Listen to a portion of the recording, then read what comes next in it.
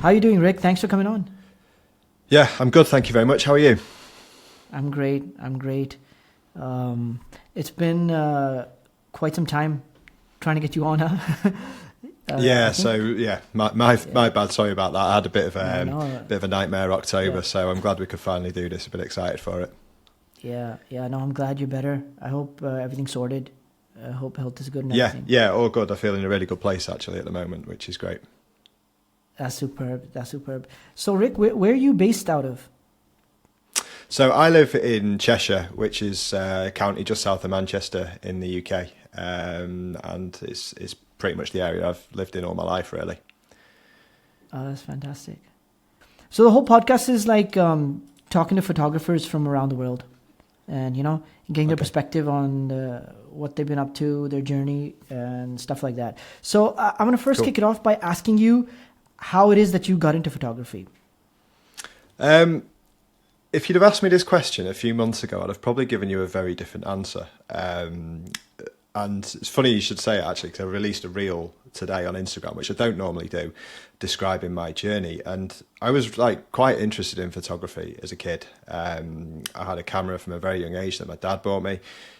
He was into photography as well. He had an old Canon camera and used to take it pretty much everywhere with him, taking loads of film. And he used to give us slideshows showing pictures of his travels and stuff. So he got me into it. Unfortunately, when I was 14, he actually passed away. And when that happened, photography kind of left my life, I suppose. And I didn't really ever consider it to be sort of a pursuit in life, certainly in terms of work anyway. That was just never made clear to me. The way of education back in the 90s was just very much like get a proper sort of desk job, and creative jobs aren't really that common. So I lost touch with it completely. But then fast forward to 2008, I just on a whim, I just decided to buy myself a DSLR camera because I think I saw it somewhere and it kind of just piqued my interest. It took me back to remembering when I was a kid and how much fun I used to have taking photos when I was younger. And that's where it kind of rekindled it, really. And it was just a journey of discovery, learning, failing a lot. And fast forward 16 years and I'm still doing it, but in a completely different place with it. That's fantastic. That's been quite some time, huh? 16 years you've been into photography. Started in 2008. What were you doing at the time, around 2008? So at the time, I just graduated university, actually, with a degree in planning and property development, which was to be my career. If you think back to then, that was coincided with the global financial crash, which really impacted my ability to get a job in that. Yeah. I mean, there were just no jobs available. Everyone I knew that graduated the year before me had been made redundant. There was just nothing at all. So for a few years, it was just kind of trying to find something semi-related to what I wanted to do, which proved to be very difficult. And it was a few years of doing that and the pain of doing that it kind of coincided with my progression in photography and eventually led to it being my career. Yeah, how interesting.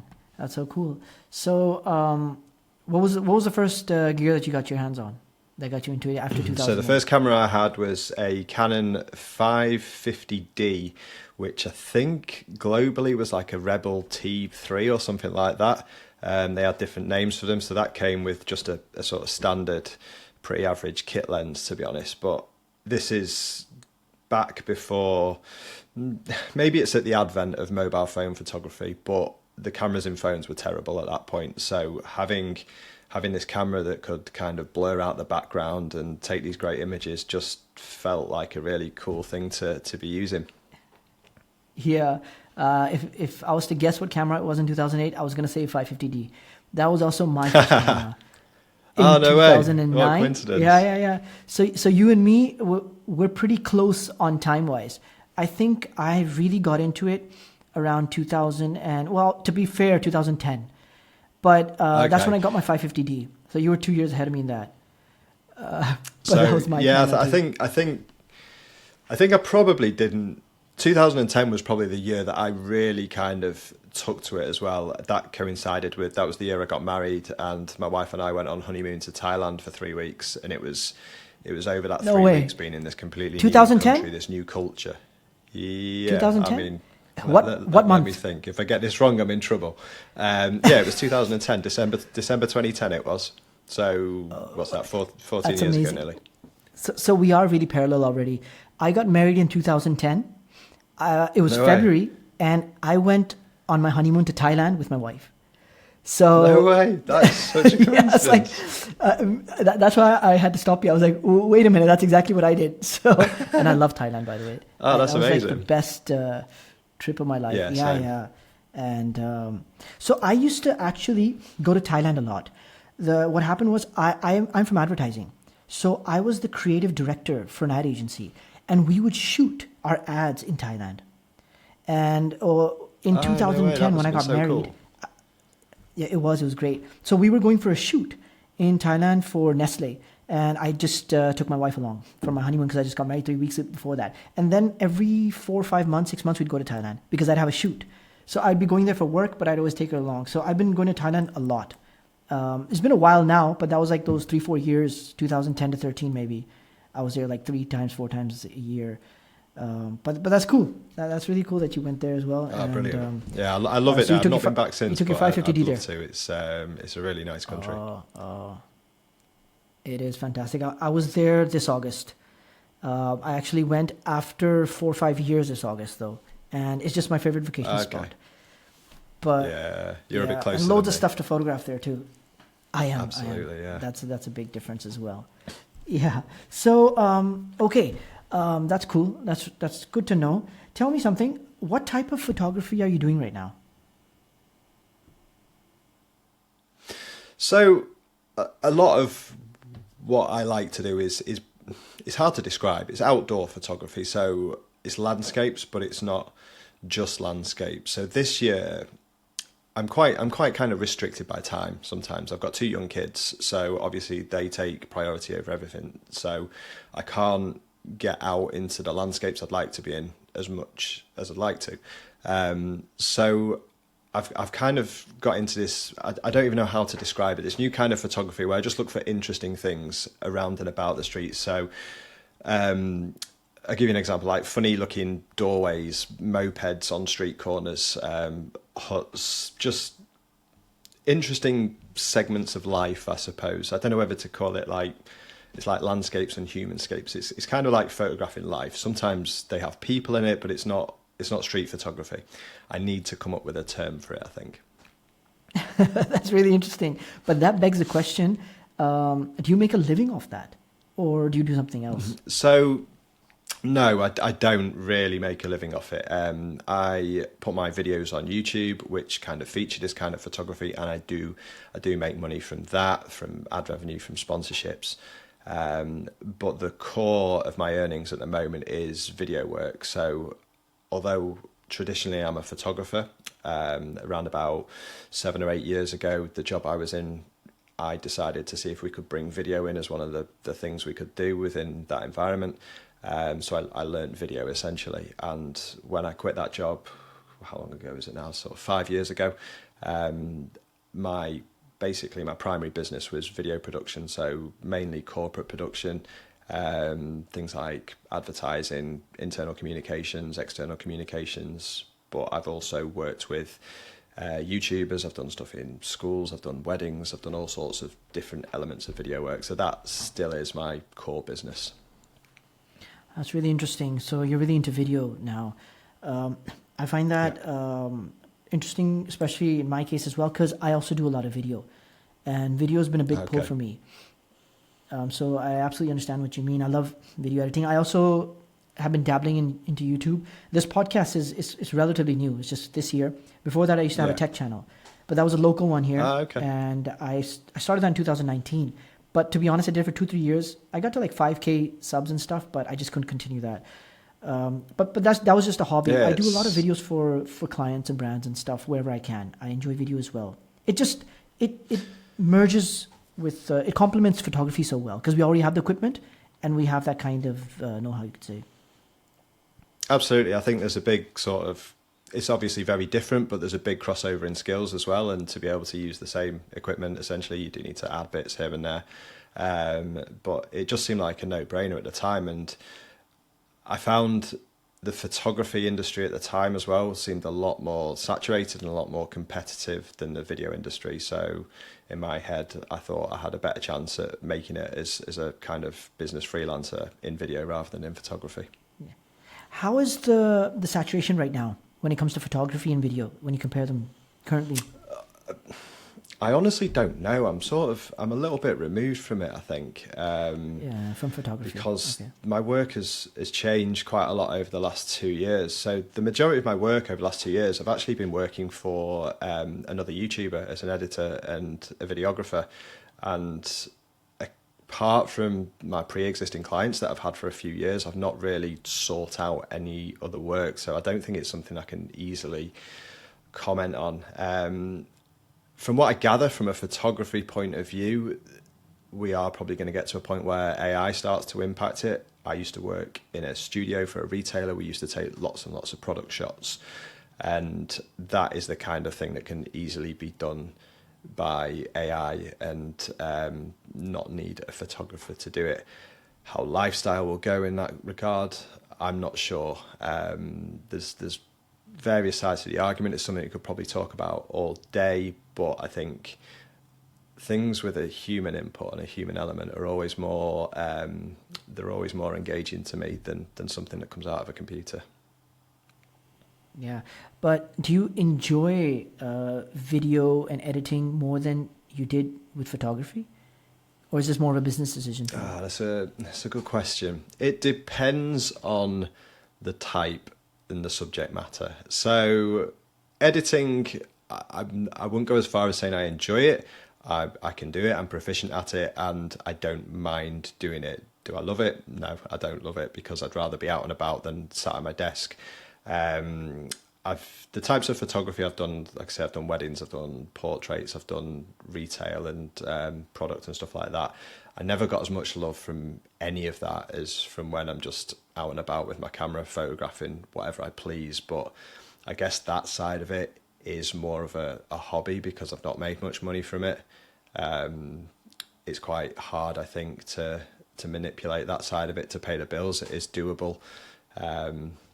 But I don't know if that would spoil it from a hobby point of view. I think as soon as you start turning something you love into work, that can be quite a dangerous line to go down. As soon as there's a monetary value attached to something, it can generate so much more pressure, and you can end up falling out of love with it a bit, I think.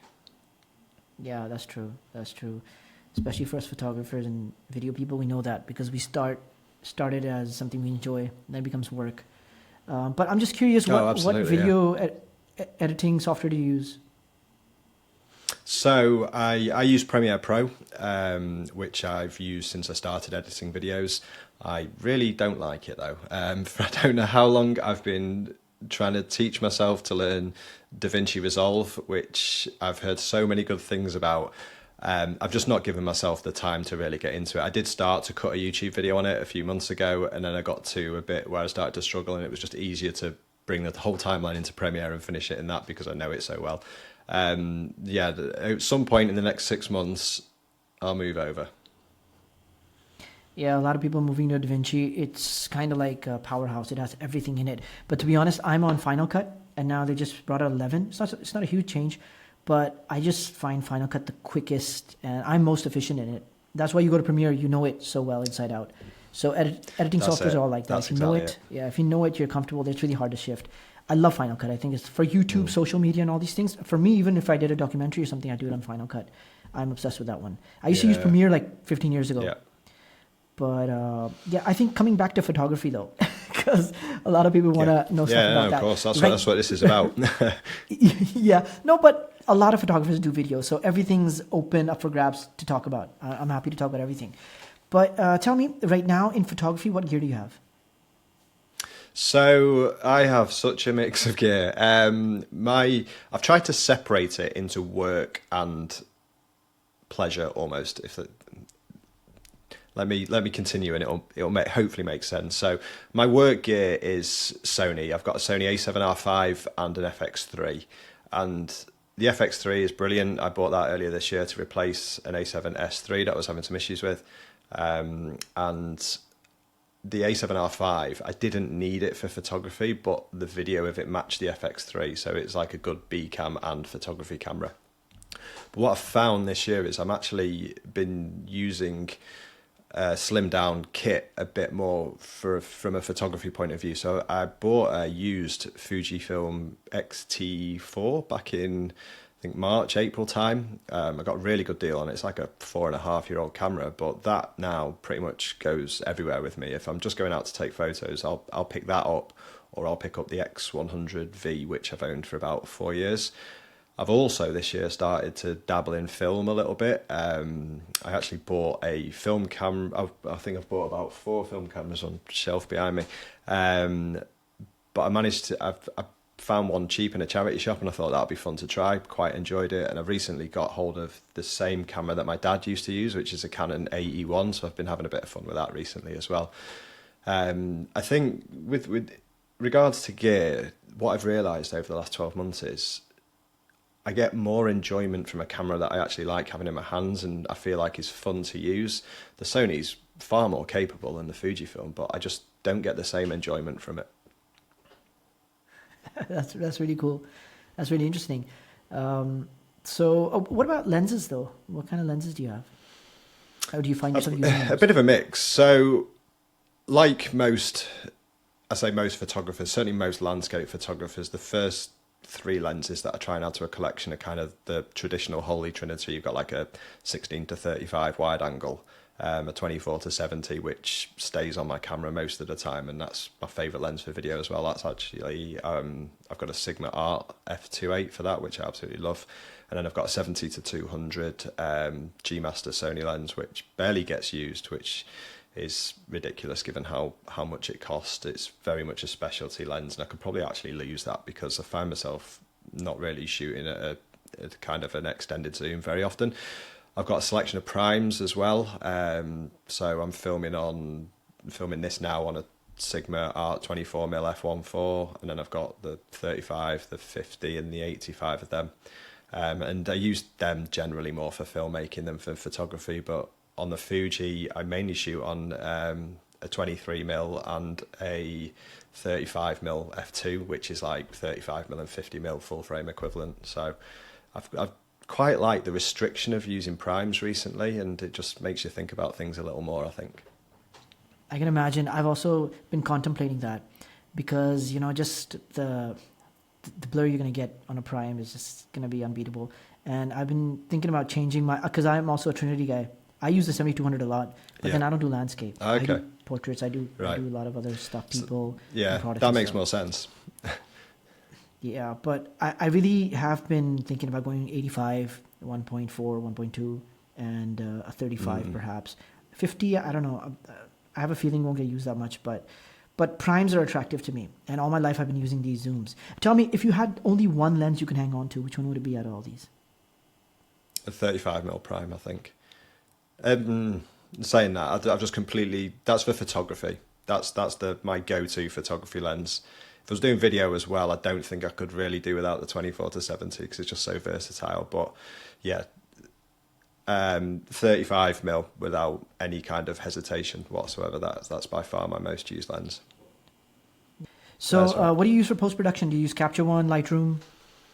I use Lightroom and occasionally Photoshop, but I don't really do much in Photoshop, to be honest. It's mainly just Lightroom. I like to keep it fairly simple, although Lightroom is far from simple in this day and age. It used to be a lot more simple, but I mean that's true. That's a good thing in my opinion because it means you don't need to go into Photoshop as often.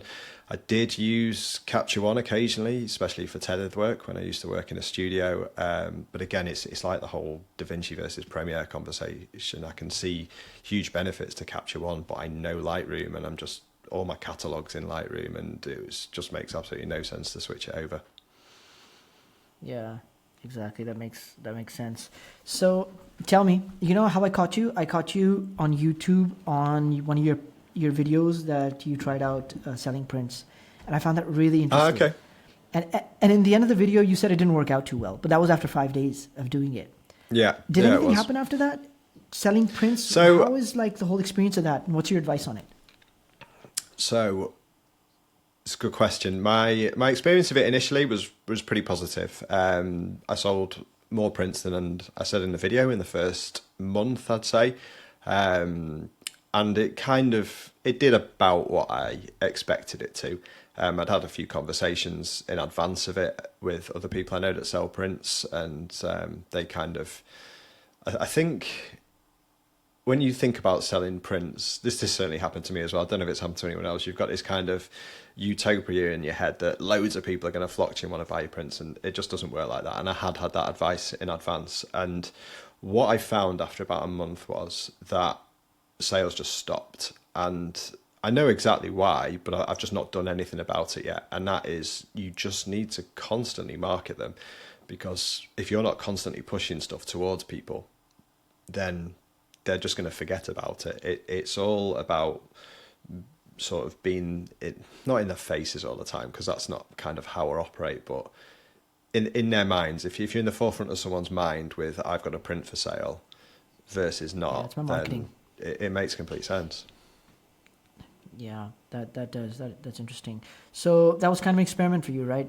Is that something that you always keep on the side, or is just, so? Are you done with it? I'm actually.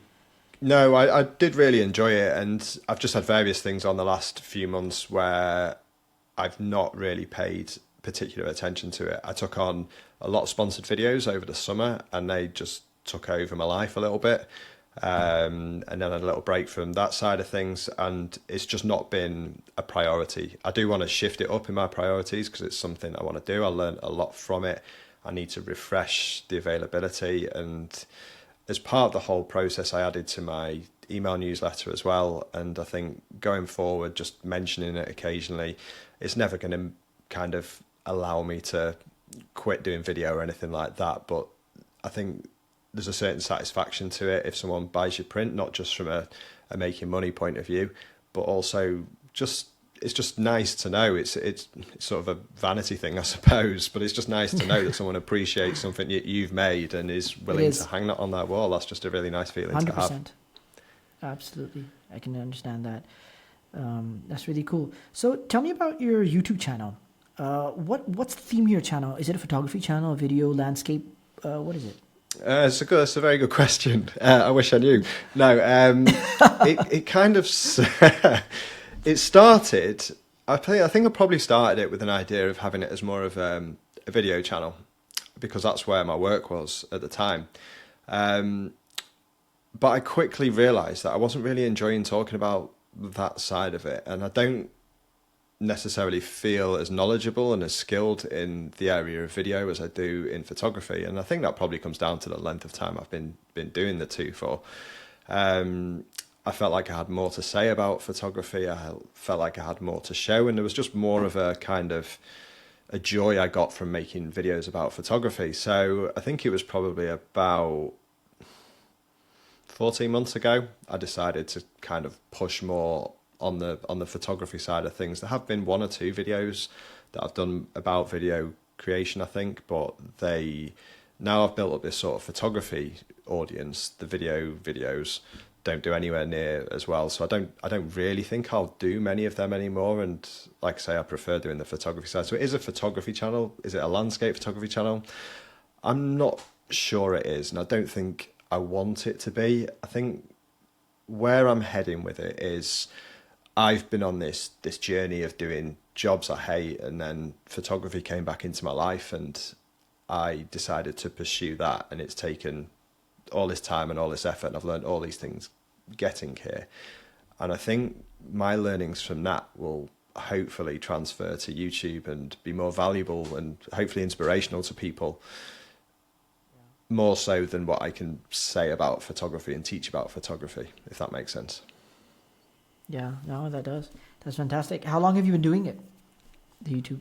My first upload was, I want to say June or July 2019, so not long. Excuse me. First upload was June, July 2019, I think. So not long after I went freelance. And then it was just really sporadic for sort of 3 or 4 years. And it was September last year when I decided to start upping the quantity of videos a little bit more. And then it was still a little bit inconsistent. It still is, to be fair. But I've definitely over the last few months achieved a bit more consistency, and you can kind of see that in how videos have done and how the audience have reacted, I think. That's really cool. What video do you think kind of pushed you? It's an absolute no-brainer. So I released it. It was a year ago this week I released it, and it was called What the Camera Companies Don't Want You to Know, or something like that. I can't even remember the name of it fully. And it was basically trying to tell photographers that you don't need to upgrade to the latest and greatest camera. And that's something I stick to now. I think new cameras are very much in diminishing returns. And if you can take a good picture on a new camera of today, you can take a good picture on a 5-year-old camera, an 8-year-old camera, a 10-year-old camera. And it was basically just kind of message to say, don't worry too much about gear, focus on the craft and the process of photography more than that. That video is up to 650,000 views now, I think, which is just insane. So that kind of, I'm not going to say put me on the map, because I'm not convinced I'm on a map yet, but that gave me a huge lift, both in subscribers and confidence in being able to talk about these things as well. That's really cool. And so what do you see yourself pursuing more? Do you think you'll be doing more YouTube, or will you spend more time on your video work, photography being kind of a hobby now, I suppose? Honestly, I think I'd like to pursue the YouTube side of things more. I get a lot of enjoyment from it. I've met a lot of people through YouTube as well, some of whom I call friends now. I think it's got a really cool community.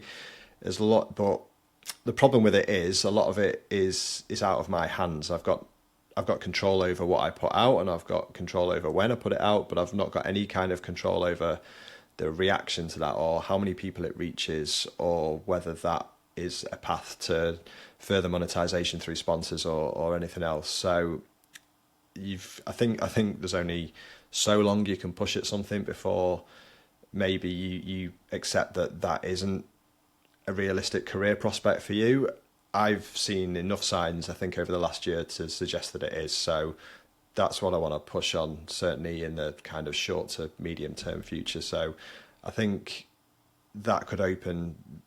It's impossible to say where that might lead as well. So yeah, I'm kind of happiest doing that at the moment. I think I got a little bit burnt out with the corporate video production. I've definitely pulled back on that a lot this year. You're laughing. I'm sensing you know how I feel. So if I can avoid stepping back into that, then great. But I think you know what the difference is. The real difference is that you don't have a client anymore, in a way. Yeah. And like when I had a job, I had a boss. And then I went into photography, and I didn't have a boss, but I had a client. So it's way better than having a boss, but that guy's still, in the end of the day, kind of a boss in a way. And then when you're working on YouTube, it even frees you from the client part. Even if you have a brand deal, there's just a limited amount of input. So I tell people this, that, being a creator is just even one step further from kind of having to report to somebody, or, it's more freedom. So I get that. I get how it's more enjoyable doing this side. Yeah, you're completely correct. And it's not just the fact that you've not got to answer to a boss. It's also the fact you've got total creative freedom, pretty much. If you're making videos for someone else, it's got to fit in within a strict set of guidelines. With this, I can almost go wherever I want and do whatever I want with it. It's completely up to me. And I think, yeah, it is. And not having a boss is something I've wanted to not have for a long time. That makes sense. It's a good desire to have. Yeah, absolutely. But when do you get your first brand deal on this YouTube channel? And how did it feel like? It was the print video, actually. It was the print video really? that you mentioned. You first saw me. That was my first brand deal. So that was with Fiverr. They approached me and wanted me to use their services and promote them for a video. And I was really pleased with how it worked out because I'd already had that video in mind, and it fit in with what I was already talking about perfectly. So it was almost like there was just no brand deal involved because all the stuff that I did in the video I was going to do anyway. Yeah. So why do you think Fiverr approached you? Was it because of the photography aspect of your channel, or did they want to do prints, or like what? They didn't mention the print video. They didn't know the print video was coming, so I assume it was just about the videos I was putting out there already. The videos I was making about photography. They must have seen something in there that made them want to come to me and offer me that, which is great. Fantastic. Okay, so that's really cool that we've talked about YouTube as well. Yeah, I also always ask people, what is your biggest tip? I usually start with like the second best tip in the beginning, but we didn't do that. So if you could give your best tips to people who are starting out in photography, and for you, I guess that would also go to videography. You can even talk about YouTube if you want. People who want to go into this line, what do you suggest for them? Okay, so my best tip would be to find what area of photography or videography you really love and go all in on that. Just stick to that, because I think if you find yourself doing something that you're not 100% convinced about, it's going to be very difficult, because you might not think it, but this is a long game. Like when I started, I never imagined what was going to be happening 12 years in the future, and now I'm here. I've got no idea what's going to be happening 12 years in the future from now. Like, I'm still going to be doing it. So you need to be doing something that you love and that you can work at sustainably, because things will get hard, and as soon as they do get hard, if you don't love what it is you're photographing, what you're videoing, you don't love that subject matter, it's going to be really difficult to maintain those levels of kind of motivation and creativity, I think. This comes from my experience of pursuing a lot of things at different times that I didn't necessarily love, but I thought, well, that's potentially a good step. So to counter what I've just said, some of the things I did were probably necessary to be able to pay my bills. So sometimes you do have to do things that you don't necessarily want to do. Just, I'd say, make sure that they're not the be all and end all, and there is a plan in mind to kind of work towards what you do love. I think that's probably the best advice I can give, because that will make all of your learning easier. It will make your progress easier. Everything feels a lot more difficult if you're not enjoying it. Yeah, that's solid advice. Absolutely, I agree with you. So you kind of answered this in a way, but I still want to ask you, where do you see yourself in 5 years from now? Or where would you want to see yourself, considering your trajectory? I'd love to be making videos on YouTube about photography still. I really love traveling to different places, seeing and photographing new places. As I mentioned before, I've got 2 kids, so it's not always the easiest thing to do. So 2 or 3 trips a year, that's asking a lot, to be honest, but that'd be great. But just to be able to carry on doing the things I love, to, like I said before, I've met so many people from YouTube, to keep meeting people who I don't even know exist at the moment. Like, it's so funny how relationships can develop through YouTube. So if I go back 18 months, I was invited by a few people into a small kind of WhatsApp group of people who were creating content on YouTube, and they'd seen one of my videos and then they wanted me to come into the group. Earlier this year, I was invited over to America by one of them to film some stuff for him. So I flew over to Denver and we went on a road trip to Yellowstone, and it's just like, this is just incredible. I didn't even know who this guy was a year previous, and now we're doing this. So it can open super. so many doors. So that's definitely something I don't want to let go of. And then if I can kind of work my sort of business in a way to fit around that, I'm not exactly sure what that looks like yet, but I've got a few ideas that have sprung up over the last few weeks. I think that would be kind of where I'd hope to be in 5 years' time, yeah. That's fantastic, and I kind of understand why. It'd be great if you could just travel and do what you love doing. So completely on the same page. But I think that kind of wraps it up. Yeah. Do you want? I I've think got it a was, second best tip if you want that one as well. Oh yeah, 100%. Let us have it. So it links back to the video we spoke about before, and it is just like if you are kind of early on in your photographic career, then try not to worry about gear too much because of what I said before. Basically, it will semi improve your photos. It might improve the resolution of them. A certain lens might improve sharpness of them, but it's not going to be the jump that you want. That jump will only come, and it's a boring answer, but it's the truth. That jump will only come from practicing, looking at your work, looking at other people's work, and learning what works, what doesn't, learning from your mistakes, and just keeping on going out there and doing it. And I wish I'd realised that a bit more earlier in my career. I think I quickly took the opinion that a better camera would lead to better photos. And we all do. In a way it did, because it gave me the confidence to go out more. But that wasn't anything to do with the camera I was using. That was just down to my improvement in skills. And given how much cameras cost now, I think I do think that money is better used in maybe education, if you feel like that, or just going on a trip somewhere and just immersing yourself in photography for a full 7 days, 10 days, whatever. I think you get so much more from that than you will do from a new camera.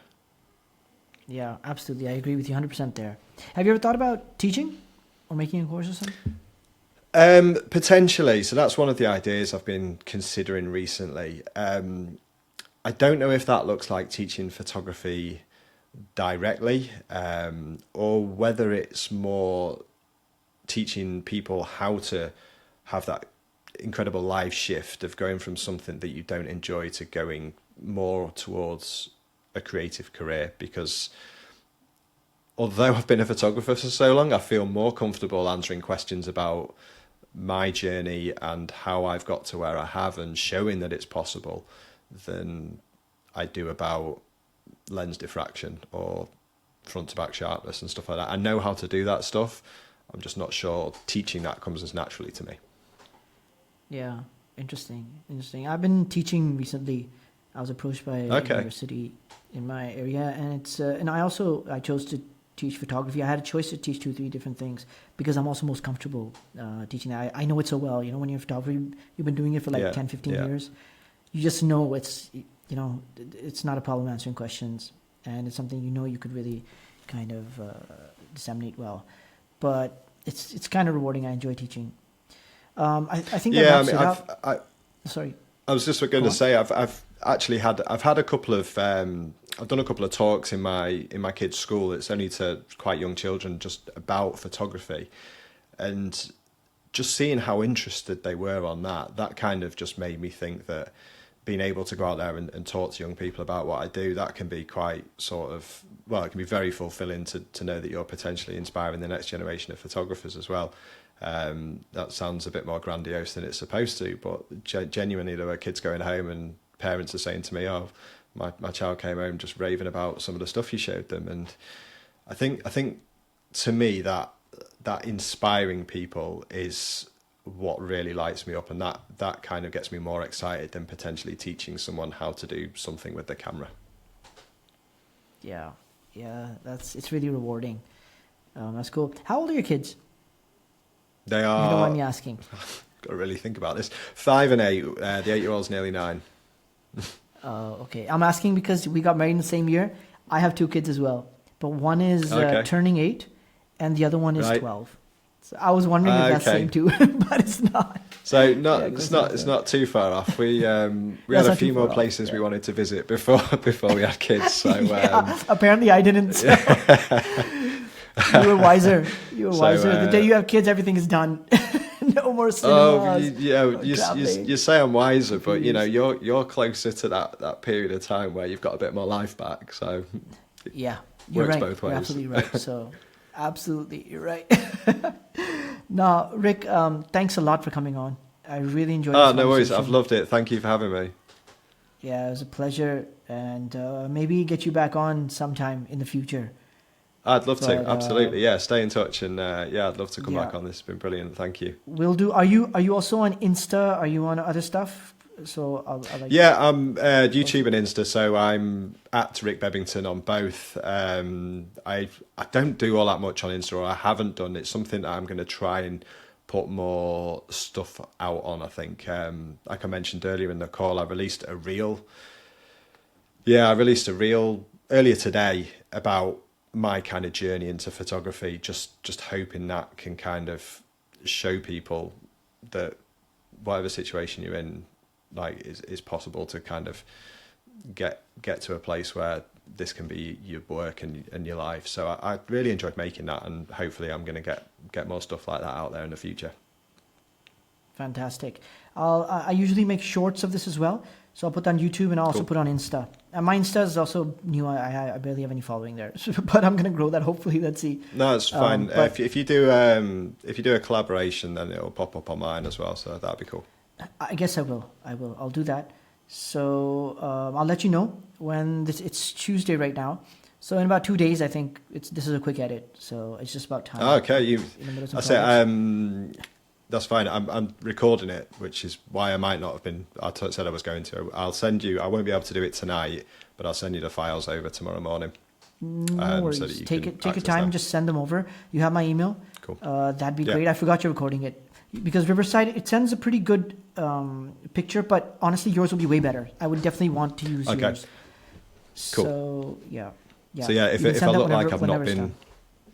If I look like I've not been looking at you, it's because I've been looking at my lens. So hopefully, yeah. It's all good. So yeah, Same here. that I'm should looking look down. okay. All right, cool. No worries. Just not been looking at each other for the whole conversation. Yeah. Cool. Thanks a lot, Rick. Okay, and great to chat. Anyway, have a good evening. Thanks, Udi. You as well. Thanks, My pleasure. Bye. Take care. Bye.